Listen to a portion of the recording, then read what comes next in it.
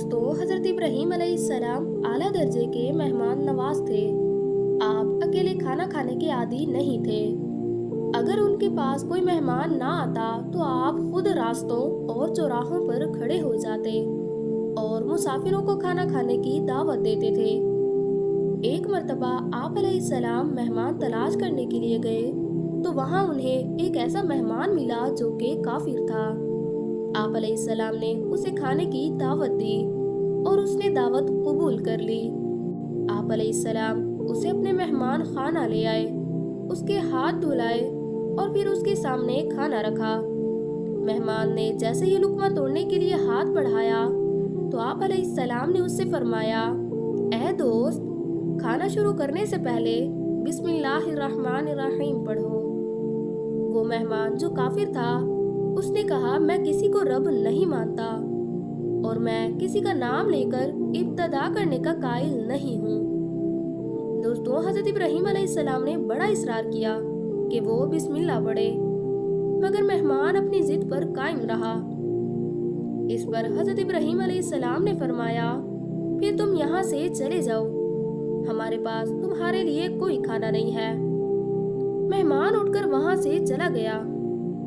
उस वक्त हजरत इब्राहीम अलैहिस्सलाम पर अल्लाह ताला ने वही नाजिल की कि ऐ इब्राहीम, तुमने अपने मेहमान को क्यों भगाया? ये तो पहले दिन से ही हमारा मुनकिर है, मगर हम तो इसे 70 साल से मुसलसल रिस्क दे रहे हैं। तुम्हारे दरवाजे पर तो ये आज पहली बार आया है, मगर तुमने इसे धुतकार दिया। दोस्तों, हजरत इब्राहीम अलैहिस्सलाम को अपने इस तर्ज अमल पर शदीद नदामत महसूस हुई और आप अलैहिस्सलाम दौड़कर मेहमान के पीछे गए और उससे इसरार किया कि वापस आए और खाना खाए। आखिर मेहमान ने कहा कि मैं उस वक्त तक वापस नहीं आऊंगा जब तक मुझे इसका सबब नहीं बताओगे।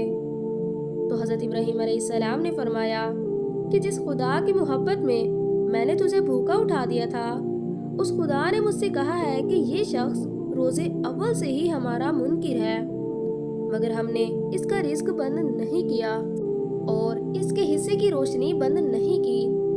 हम तो 70 साल से इसे रिस्क दे रहे हैं। आज ये जिंदगी में पहली बार तुम्हारे पास आया तो तुमने इसे दस्तरखान से उठा दिया।